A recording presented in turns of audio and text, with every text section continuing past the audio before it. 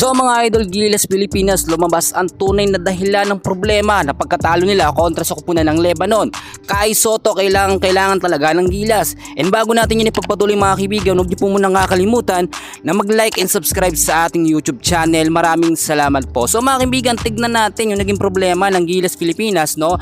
Sa naging laban nila kontra sa Lebanon. Well, final score mga kaibigan, Lebanon 75, ang Gilas Pilipinas naman ay 54 points lamang mga kaibigan. Ang nangyayari dito, no? Tignan nating mabuti, si Justin Brownlee nakapagbigay lamang ng 21 points, Obtana 10 points, Scotty Thompson 7 points, AJ Edu 6 points, Dwight Ramos 5 points, Pahado 2 points, Newsam 1 point at Kevin Kiembao 1 point lamang mga kaibigan. Ang naging problema dito mga kaibigan ko, nawalan ho ng ring protector or humina ang depensa ng Gilas Pilipinas sa naging laban nila kontra sa Lebanon. Do, hindi naman talaga katangkaran ng mga kupunan o mga player po ng Lebanon mga kaibigan.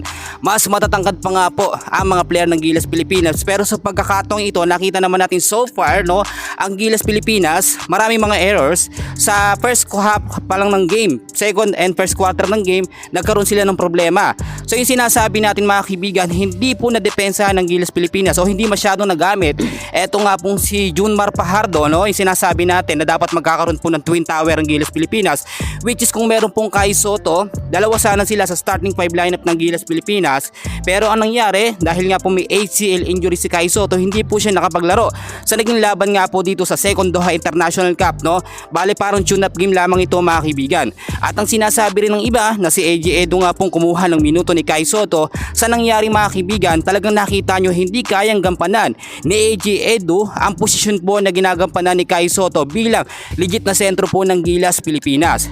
Magkagayon man mga kaibigan, natalo man ang Gilas Pilipinas dito nga po sa bansang Lebanon, no? Tune-up game lamang ito in preparation po sa nalalapit na fourth window FIBA Asia Qualifiers 2025. Tignan din natin mabuti mga kaibigan kung ano yung mga problema na dapat gawin or panibagong sistema ni Coach Timcon para sa Gilas Pilipinas para sa magiging huling laban nila, no? Kontra naman sa kupunan ng Egypt. Matatangkad to mga kaibigan na dapat po yung mapalakas sila ang depensa. Ang sinasabi ko dito mga kaibigan, baguhin pong starting 5 lineup ng Gilas Pilipinas.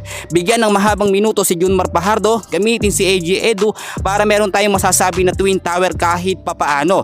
Yung mga nagkakaroon ng maraming errors mga kaibigan tulad nila Obtana, ilis ng minuto, bawasan ng minuto at bigyan ng minuto yung mga player po na nagbibigay ng mataas na puntos sa Gilas Pilipinas. So far ito muna ang update natin, mamaya meron pa. Please huwag na huwag niyong kakalimutan na mag-like and subscribe sa ating YouTube channel. Maraming salamat po.